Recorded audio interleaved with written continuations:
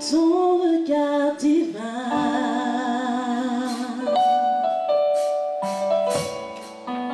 se pose sur nos vies. Ta sagesse infinie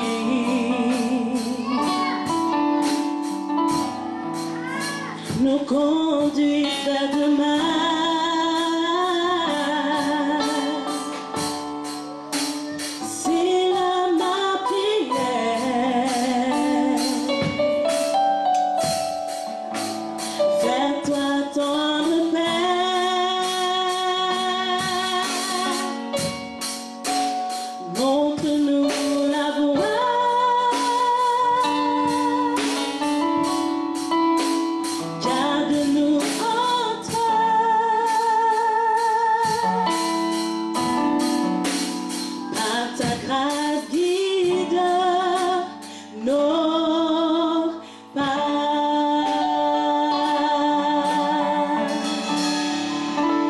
Ta lumière brille, que ta lumière brille,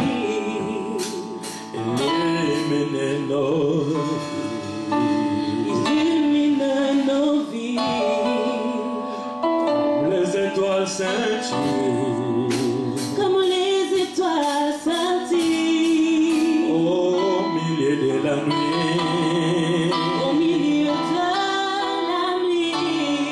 C'est là ma prière, c'est là ma prière, vers toi tendre Père, tendre Père. Seigneur, montre-nous la voie.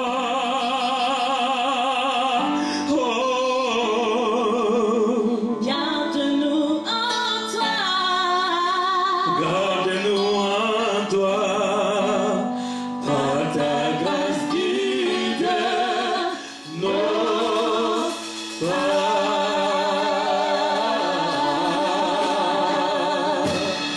Un monde où règne souffrance mais seront pris, où les cœurs brisés retrouvent l'espoir perdu, et dans nos mémoires c'est ton amour pour nous prier.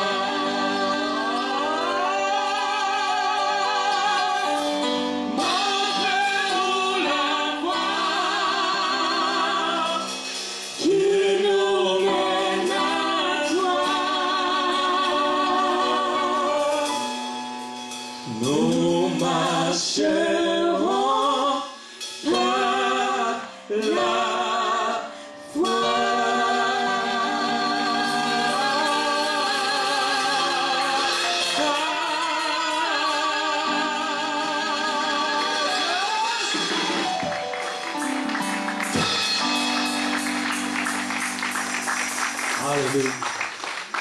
Merci Seigneur. Seigneur, je bénis ta parole, je bénis ces moments. Seigneur, laisse que ces moments soient agréables et que ta parole puisse toucher, ta parole puisse pénétrer, ta parole puisse guérir, ta parole puisse changer, Seigneur. Ta parole puisse donner la solution. Au nom de Jésus.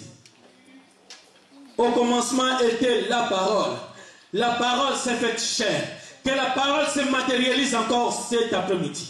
Que la parole puisse faire chair dans la vie de tout un chacun. Au nom de Jésus. Je te bénis, Père. Que toute la gloire te revienne. Au nom de Jésus. Amen. Amen. Amen. Amen. Ce matin, nous sommes dans le temps de la grâce. Mais quelquefois, nous ne réalisons pas c'est quoi la grâce. Laissez-moi te dire que la grâce que tu vis actuellement, les gens de l'Ancien Testament ont fait de cela une investigation. Ils ont cherché à quelle époque cela va s'accomplir. Ils ont cherché à quelle époque cela va s'accomplir. Et d'autres sont morts avec l'espérance peut-être de pouvoir rencontrer cette grâce, mais ils n'ont pas eu l'occasion. Et je vais te parler de la grâce. Si tu connais la grâce, peut-être de ta manière, de ta façon, aujourd'hui je vais te faire enlever les écailles des cieux pour bien comprendre c'est quoi la grâce. Car la grâce n'est pas quelque chose de palpable, mais la grâce, la Bible dit que la grâce c'est un don immérité de Dieu. Nous allons lire dans le livre de Tite, chapitre 2, le verset 11. J'invite l'homme de Dieu, l'évangéliste Patrice, de nous faire la lecture. Tite, chapitre 2, le verset 11. La Bible dit, car la grâce de Dieu, source de salut pour tous les hommes, a été manifestée. Amen. Recommence encore. Car la grâce de Dieu, source de salut pour tous les hommes, a été manifestée. Car la grâce de Dieu, source de salut pour tous les hommes, a été manifestée. Là, la Bible ne nous parle pas d'une certaine catégorie des hommes. La Bible n'a pas dit que la grâce, source de salut, est manifestée pour les Juifs. La Bible n'a pas dit que cela est manifesté pour les Grecs. Cela est manifesté pour les Romains, pour les Français. Mais la Bible dit que cela est manifesté pour tous les hommes. Si j'enlève le mot homme, je mets pour toute l'humanité. Est-ce que quelqu'un me comprend? La grâce de Dieu est révélée pour toute l'humanité. Et je vais te dire une chose, la grâce de Dieu n'est pas quelque chose auquel toi tu peux fournir des efforts pour en avoir. La grâce de Dieu est au-dessus de ta foi. Dites Amen. Amen. La grâce de Dieu est au-delà de ta foi. Et la grâce de Dieu ne se manifeste pas parce que tu as prié 100 jours, parce que tu as prié 200 jours, parce que tu as jeûné pendant 40 jours. Mais la grâce de Dieu se manifeste comme lui-même il veut. Parce que cela est un don immérité de Dieu. Souvenez-vous dans Jean chapitre 3, le verset 16, la Bible dit, Dieu a tant aimé le monde qu'il a donné. Dieu a tant aimé le monde qu'il a donné. Et il a donné qui? Il n'a pas donné une voiture. Il n'a pas donné de l'argent, des billets de banque. Il n'a pas donné de l'or. Mais il a donné un Dieu. Dieu a tant aimé l'homme, il a donné un Dieu. Afin que quiconque croit en lui ne périsse point, mais qu'il ait la vie éternelle. Jésus-Christ est un don gratuit de Dieu. Et la grâce de Dieu, c'est Jésus-Christ de Nazareth. Que quelqu'un dise Amen. Amen. Ne cherchez pas la grâce ailleurs. La grâce de Dieu, c'est Jésus-Christ qui a été donné pour l'humanité tout entière. Et quand on parle d'un don, c'est quelque chose que tu n'as pas mérité. C'est un exemple, quelqu'un qui a organisé une fête pour le jour de l'an, son anniversaire. Tu vas informer les gens, chacun va venir, mais vous allez voir que d'autres vont venir les mains vides. Mais d'autres vont penser d'amener un petit cadeau. Tu n'as pas mérité le cadeau en question. Parce que toi, tu ne savais pas qu'un cadeau t'attendait quelque part. Est-ce que vous comprenez? Amen. Ce n'est pas que tu as travaillé pour avoir des cadeaux là. Mais tu ne t'attendais pas à cela. Un homme ou une femme, une sœur est venu et te donne les cadeaux. Voilà ce qu'on appelle la grâce de Dieu. Un don immérité. Amen. Alléluia. Amen. La grâce de Dieu s'est manifestée dans la vie d'apôtre Paul. Dans 2 Corinthiens chapitre 12. 2 Corinthiens chapitre 12.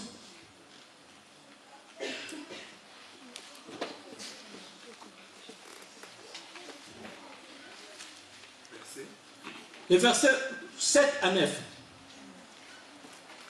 La Bible dit, et pour que je ne sois pas enflé d'orgueil, à cause de l'excellence de ces révélations, il m'a mis une écharpe dans la chair. Un ange de Satan me souffletait et m'a péché de m'enorgueillir. 8. 3 fois, j'ai prié le Seigneur de m'éloigner de moi, de l'éloigner de moi, et il m'a dit, ma grâce te suffit, car ma puissance s'accomplit dans la faiblesse. Ma puissance s'accomplit dans la faiblesse. Je me glorifierai donc bien plus volontiers de mes faiblesses, afin que la puissance du Christ repose sur moi. Amen. Amen. D'ailleurs, je lis ma version. D'ailleurs, parce que ces révélations étaient extraordinaires pour me garder de l'orgueil. Parce que sa révélation était si intense. Bien aimé, l'orgueil. Vous savez que la grâce de Dieu peut te donner l'orgueil. La grâce de Dieu peut te donner l'orgueil. Et Paul savait cela. C'est pour cela la Bible dit, Dieu a mis derrière les dos de Paul une écharpe, afin qu'il ne puisse pas s'enorgueillir. Parce que la grâce de Dieu peut t'enorgueillir. Et la parole de Dieu dit ceci, Paul demanda 3 fois. Le Seigneur a dit, ma grâce te suffit. Paul a jeûné, il a prié, il a demandé constamment à Dieu. Le Seigneur lui dit, ma grâce te suffit. Amen. Papa, reprends encore verset 9. 12, verset 9, la Bible dit, et il m'a dit, ma grâce te suffit, car ma puissance s'accomplit dans la faiblesse. Et Jésus. Et je me glorifierai donc volontiers de mes faiblesses, afin que la puissance de Christ repose sur moi. Alléluia. Voilà le secret, c'est pour cela Paul est allé plus loin en disant, dans les faiblesses que je suis fort. Dans les faiblesses que je suis fort. Parce que Paul a compris que la grâce de Dieu se manifeste dans les faiblesses de l'homme. Bien aimé, ce n'est pas pendant que tu te sens fort, pendant que tu te sens plus, comment je peux dire, spirituel. La grâce de Dieu cherche les gens faibles. La grâce de Dieu va te prendre là où tu es dans la faiblesse. Vous savez, quand j'ai commencé à méditer cela, j'ai compris une chose. Pendant que je souffrais en Afrique, pendant que je croyais que ma vie va s'arrêter d'un jour à l'autre, la grâce de Dieu était sur moi. Amen. C'est là où j'ai déclaré, j'ai dit, l'Esprit de l'Éternel des armées est sur moi. Et car il m'a oint pour interpréter les songes dans cette ville de Lyon. Amen. Parce que pendant que j'étais encore perdu, la grâce de Dieu était sur moi. Amen. La grâce de Dieu, un don immérité de Dieu. Que le Seigneur te bénisse, maman. On va dans la paix. Un don immérité de Dieu m'accompagnait partout. Dans les faiblesses, pendant que je croyais que Dieu ne me regardait pas, je croyais que j'étais une proie pour le diable, la grâce imméritée, un don gratuit de Dieu, immérité de Dieu, m'accompagnait partout. Il me suivait partout. La grâce, ce n'est pas parce que tu as généré la grâce. J'ai compris que la grâce annule la foi. Là où ta foi est arrêtée, là où tu dis c'est fini pour moi, là où tu dis je ne peux plus rien faire, une grâce va apparaître.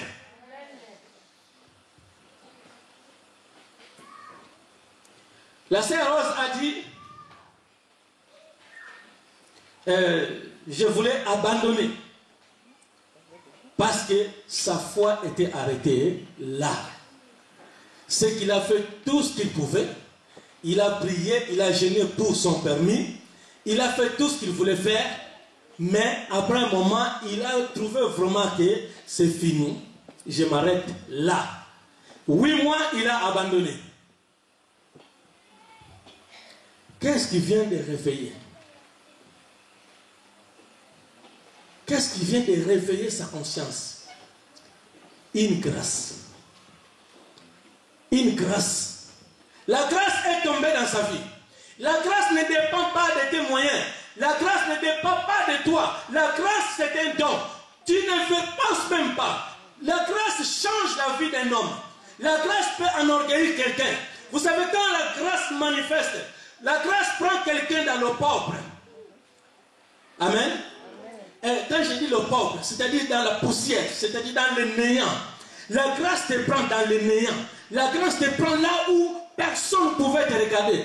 Vous savez, je peux penser aujourd'hui à un homme qui s'appelle Kabila Fils. Kabila Fils était un chauffeur de taxi. C'est un homme qui n'a pas fait la carrière politique. Il était un petit militaire et il a fait carrière de chauffeur de taxi. Voilà là où la grâce de Dieu ne dépend pas seulement. La grâce de Dieu prend n'importe qui. Dieu fait comme il veut et quand il veut et la façon dont il veut. Il a pris ce petit-là. Vous imaginez là où il était? Il a pris ce petit-là et il est allé le monter dans le trône. Or, la Bible dit ceci: toute autorité vient de Dieu. Si ce petit-là est là, parce que Dieu a voulu qu'il soit là.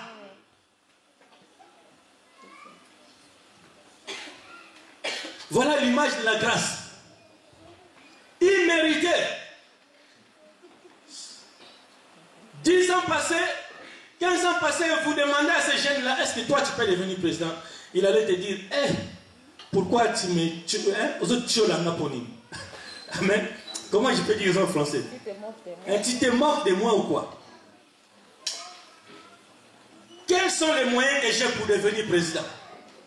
Quelles sont les capacités que j'ai pour devenir président? Quels sont les moyens que je peux disposer pour devenir président? Carrière politique, je n'ai pas fait. Carrière militaire, moyen. Diriger un grand pays, déjà même une petite ville, je n'ai jamais dirigé. Mais comment je vais diriger un grand pays comme Congo, qui est compté parmi les 3e pays d'Afrique et les plus grands? La grâce. La grâce ne regarde pas tes moyens. Bien aimé, tu peux commencer à faire des calculs. A plus B, peut-être ça va te donner C. Et tu verras dans le C là, tu échoues. Mais quand la grâce viendra, B ou pas B, C ou pas C, moyen ou pas moyen, l'argent ou pas l'argent, ta volonté ou en quelle dimension? La grâce ne dépend pas de toi. C'est bien de gêner de prier. C'est bien d'avoir la foi, mais la grâce de Dieu est autre chose. Ne suis pas quelqu'un parce qu'il est devenu. Lui, il a eu sa grâce. Toi aussi, dis, Seigneur, j'attends ma grâce. Si tu suis quelqu'un, tu vas dire, mais il a fait seulement ça et il est devenu. tu verras. Toi, tu fais, tu vas échouer. Ta grâce n'est pas ma grâce. Ma grâce n'est pas ta grâce. Moi, le Seigneur m'a fait pasteur. Mais toi, tu n'as pas besoin d'être pasteur, mais tu as besoin de la grâce de Dieu. La grâce va t'amener dans la destination de là où tu veux. La grâce va t'élever dans une dimension extraordinaire. La grâce n'a pas besoin de tes efforts. La grâce a seulement besoin d'une seule chose. Accroche-toi à celui qu'on appelle la grâce. Quand nous partageons la Sainte Seine, nous avons l'habitude de dire que nous commémorons. C'est bien. Mais ce matin, je vais te dire, je vais augmenter encore ta connaissance. Quand tu manges la Sainte Seine, tu ne commémores pas. Vous savez, les sorciers mangent la chair humaine et le sang pour avoir la puissance. C'est pourquoi je n'ai pas peur des sorciers. Mais moi, je mange la chair d'un Dieu et je bois le sang d'un Dieu. Est-ce que vous comprenez? Tu manges la chair d'un Dieu et tu bois le sang d'un Dieu. Si la chair humaine donne la puissance aux sorciers et la chair d'un Dieu et le sang d'un Dieu, combien il faut te donner la puissance plus supérieure? Ton problème est parce que tu crois que c'est un symbole. Le Seigneur a dit, nous commémorons ça. C'est pourquoi Paul a dit, beaucoup ont mangé sans discernement, cela a causé des dégâts, même la mort dans leur vie. Parce que tu as mangé. Manger sans discernement ne veut pas dire que tu es tombé dans le péché. La Bible dit la grâce ne regarde pas ce que tu as fait. Mais la grâce regarde ta connaissance. Il a tant aimé le monde, il a donné afin que quiconque croit. Voilà les mathématiques. Afin que quiconque croit. Est-ce que tu as cru en Jésus-Christ? La grâce est favorable pour toi. Amen. Quel que soit ton niveau de croyance, quelquefois, sur ton niveau de spiritualité, la grâce est sur toi. Que personne ne te pointe les doigts parce que toi, quelquefois, tu injures. Injurier, c'est mauvais, mais le Seigneur est capable de changer. Quand la grâce tombe sur toi, la grâce commence à te façonner. La grâce enlève tout ce qui est cher en toi. La grâce te montre les dimensions spirituelles. C'est pour cela que Paul a dit que personne vous juge au sujet de ce qu'on mange et boit. La grâce que tu as reçue est au-delà de toutes ces choses. La grâce, c'est la personne de l'homme de Galilée. La grâce, c'est Shiloh d'Israël. J'étais en train de méditer dans le livre de Genèse, chapitre Genèse 14. Si je ne me trompe pas, Genèse 14, j'ai vu un homme, Abraham, dans l'ancien temps. C'est l'homme qui donnait à Dieu. Est-ce que vous saisissez? C'est l'homme qui donnait à Dieu. Pour recevoir la grâce, tu donnais à Dieu. Mais j'ai vu un homme, Dieu lui est apparu, et le Seigneur lui amène. La Bible dit ceci, que cet homme, Abraham, Genèse,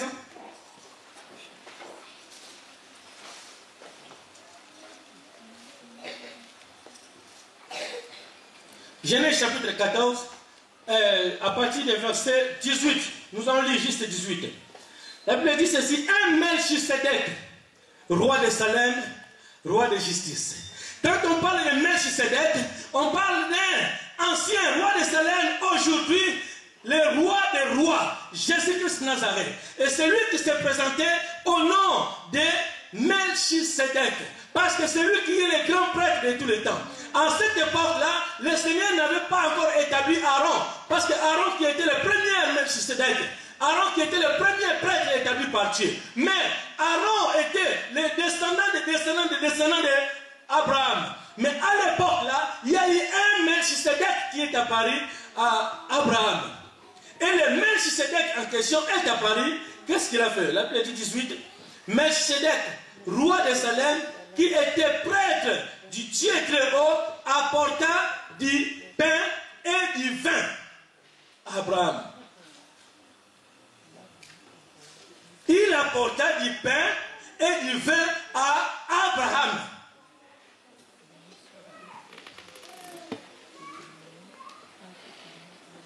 Regardez le temps d'Abraham. Regardez le mystère caché de Dieu. Quel est ce mystère caché? L'Éternel, faut pas te dire tu m'entends? Dieu, qui est le maître des circonstances et des temps. Écoutez-moi bien. Il a pris Abraham. Parce que la Bible dit Melchisedec, c'est-à-dire que le roi de Salem, celui qui devait donner son corps et son sang. Il a pris Abraham dans le temps où il était. Il les a fait traverser le temps. Il a fait traverser Abraham le temps de la mort et de la résurrection de Jésus-Christ. Quelqu'un n'a pas compris. Amen. Jésus, il est apparu à Abraham. Il a fait traverser Abraham un temps. C'était comme un rêve. Abraham était en train de rêver. Et il prend du pain. Et il mange. Il prend le vin venant du ciel. Or, la Bible dit, vos pères ont mangé la manne dans le désert, sont tous morts. Mais je suis le pain de vie. Je suis le pain de vie. Celui qui me mangera vivra par moi. Et lui là, il est descendu vers Abraham. Il a pris Abraham, il lui a donné du pain. Et c'est comme s'il a coupé la moitié de son corps. Il a donné à Abraham, il dit, écoute, voilà le temps. Dans la promesse que Dieu te donne, voilà comment ça va se réaliser. Et il a pris son sang, il a donné à Abraham comme le signe de vin. Et il dit, bois, voilà le sang, pour que tu entres en alliance. Voilà pourquoi aujourd'hui, Abraham était un homme dans ce testament, mais quand on parle de la foi aujourd'hui, on parle d'Abraham. Alors qu'avant Abraham, il y a eu des gens. Et après Abraham, il y a eu des gens. Pourquoi on ne parle pas de Noé? Pourquoi on ne parle pas de David? Pourquoi on ne parle pas d'Élie? Mais on parle d'Abraham, le père de la foi. Parce qu'Abraham a goûté ce que toi tu goûtes aujourd'hui.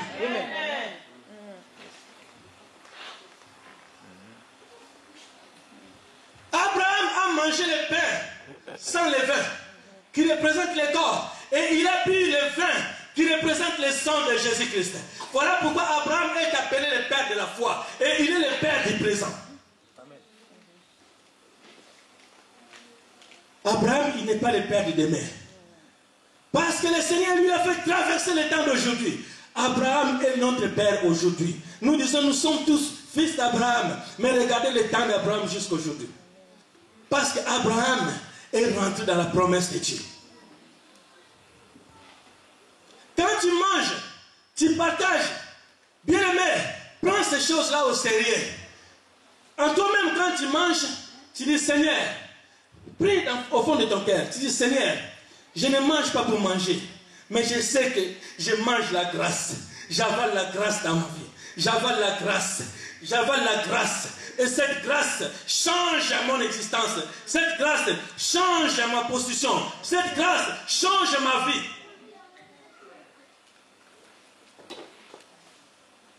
N'ayez pas de doute pour manger. La Bible dit ceci, le même souverain sacrificateur, il est placé auprès de Dieu. Il est monté au ciel, assis à la droite de Dieu le Père. Intercède nuit et jour pour toi.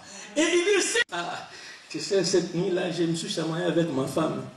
C'est pour ça que je me réserve. Tu peux te réserver. Moi, je mange le pain.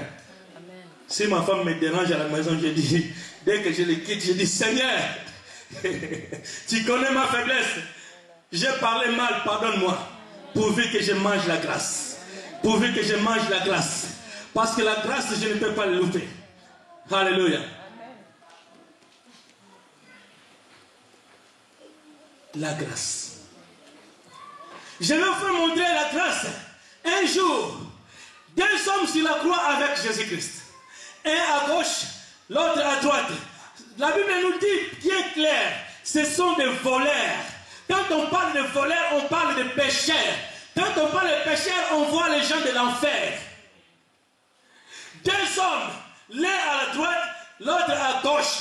Et maintenant, parmi ces deux hommes, il y a un qui regarde. Il dit, hé, toi tu disais tu es. Sauve-toi et sauve-nous aussi. L'autre a reconnu, il dit, nous méritons nos fautes. Mais toi, tu ne mérites pas. Tu ne peux même pas être là avec nous. En un clin d'œil, parce qu'il a accepté, il a compris. Bien aimé, la parole de Dieu, c'est une révélation. C'est pourquoi la Bible dit, sans la révélation, le peuple est sans frein. La parole de Dieu, c'est une révélation. Si tu comprends la révélation, bien aimé, tu vas marcher la tête haute. Cet homme-là, un péché, en dernière seconde, il manquait quelques gouttes de secondes pour mourir. Cet homme-là a eu la révélation de dire, toi tu ne mérites pas cet endroit. C'est comme s'il disait, toi tu es saint, nous méritons. Souviens-toi de moi lorsque tu seras dans ton règne. Cet homme-là a compris par la révélation que lui-là, il est le roi des rois. C'est lui qui va régner sur Israël. C'est lui qui est venu pour ôter les péchés. C'est lui qui est venu pour sauver l'humanité tout entière. C'est pourquoi je t'ai dit, si tu as fait quelque chose avant de manger, souviens-toi, tu dis, Seigneur, pardonne-moi. Il est le Dieu de pardon, bien-aimé. Il n'est pas un Dieu si dur que nous croyons. Il t'a pardonné les péchés que tu n'as pas encore commis. Cet homme-là, en 10 secondes pour mourir, il dit, souviens-toi de moi. Écoutez la grâce. La grâce est tombée, paf, dans sa tête. Le Seigneur n'a pas dit quand je serai. Il dit, ce soir même. Ce soir. Il n'a pas dit demain.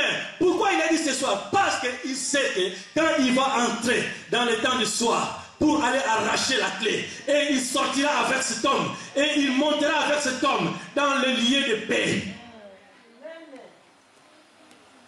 Le Seigneur ne parlait pas de soir, de 20h, mais il parlait parce que la Bible dit, de midi jusqu'à 3h, il y a des ténèbres dans la surface de la terre.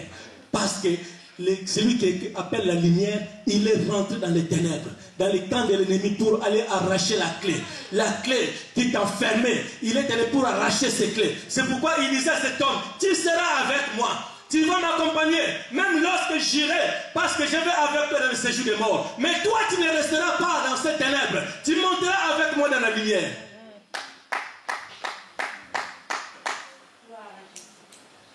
C'est trop fort ce que je vous dis. Hein? Amen.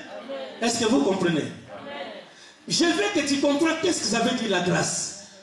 Tu vas voir la grâce autrement. Et tu ne laisseras pas n'importe qui commencer à te rabaisser inutilement.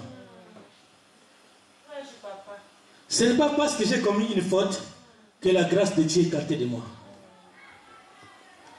Psaume 33, David dira, toi qui pardonnes nos iniquités,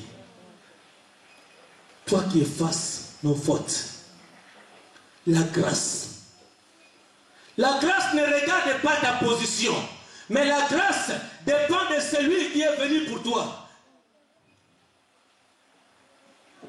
Cet homme, en un instant, cet homme est passé de la mort à la vie éternelle. En un instant. Parce qu'après cela, je ne sais pas combien de minutes s'est passé pour que cet homme passe de la mort à la vie éternelle. Un jour encore, vous savez, ces gens-là, ils cherchaient Jésus tout le temps. Ils sont venus là. C'est fatigué.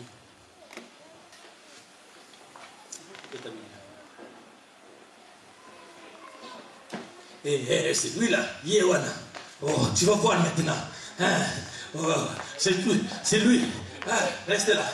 Bon, hein, vous êtes la foule, hein? Bon. Bon, maintenant, toi, tu dis que c'est toi le juste juge. La loi que notre père Moïse a laissée est écrite que celui qui commet l'adultère va recevoir les pierres.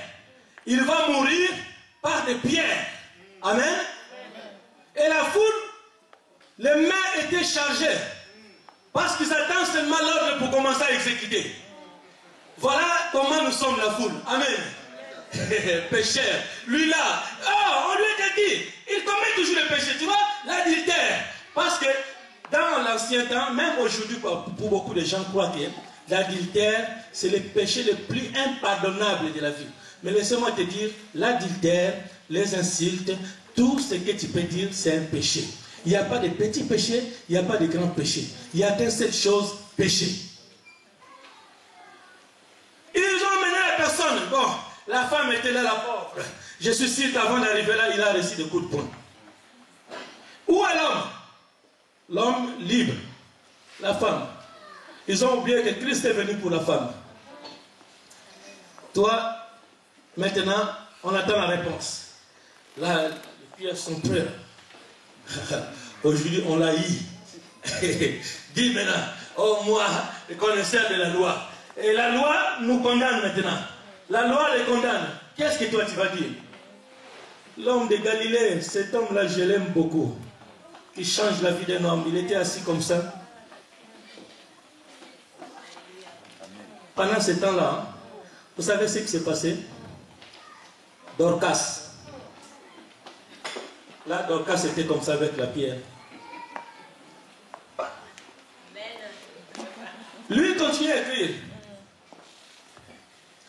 Il dit, celui qui croit qu'il n'a pas encore commis une faute, il n'a pas dit que celui qui croit qu'il n'a pas commis l'adultère. Mais il a dit, celui qui croit qu'il n'a pas péché. Suivez bien le mot, péché. Il n'a pas dit que l'adultère, mais il dit péché. Celui qui croit qu'il est saint, là comme il est là, il n'a pas péché depuis qu'il est là. Qu'il jette la première pierre. Il y retourne et commence à écrire leur nom maintenant par terre. Dorcas. Dorcas jette sa pierre. Il dit, pardon, je sais que... Président, Fifi. C'est pas moi. Armel. Le Seigneur continue à crabouiller. Il écrivait tous les noms par terre. Et tous. Ah! Bien aimé, il est temps que les gens baissent les pierres pour partir. Il est temps que tu fais honte à tes ennemis. C'est le temps de changement maintenant. Ce n'est plus le temps là de rester comme cette femme-là, était la tête courbée. Ce n'est plus ce temps-là maintenant. Insulte-moi dès que tu veux. Mais moi j'avance avec le Seigneur. Je ne regarde pas ce que les hommes disent, mais je regarde ce que le Seigneur dit pour moi. Si le Seigneur me traite un saint, j'avance. Parmi ces gens-là, personne n'a osé. Lui-même il dit, femme, moi non plus. Moi non plus, je ne te condamne pas. Moi non plus, je ne te condamne pas. Parce que tu as reçu une grâce. La grâce ne condamne pas. La grâce ne connaît pas le mot condamnation. Parce que lui-même a été condamné. Il a été cloué à la croix. Afin que toi, tu ne sois plus condamné. Quel que soit le problème, la grâce ne peut jamais te condamner. Parce que la grâce ne regarde pas la condamnation. La grâce vient pour sauver. Même dans les sorciers du monde croient que Féni, lui là on va le prendre, il est là parmi nous, mais ils ne vont pas comprendre. La grâce vient te prendre et il te fait transpercer, il te fait transporter dans un autre temps. La grâce illimitée de Dieu, c'est un mystère qu'on ne peut pas comprendre. Merci papa, que Dieu te bénisse.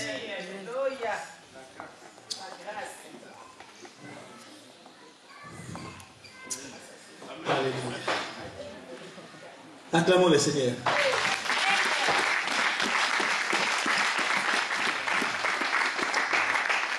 La grâce imméritée de Dieu. Un don, un cadeau venu du ciel. Le cadeau là n'est pas venu pour condamner. Le cadeau est venu pour donner la solution.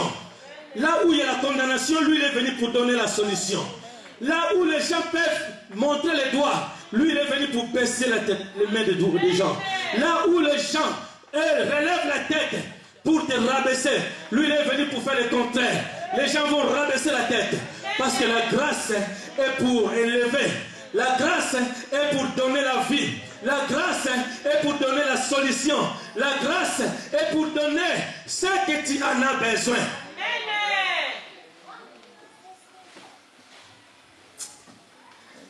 Que le Seigneur vous bénisse.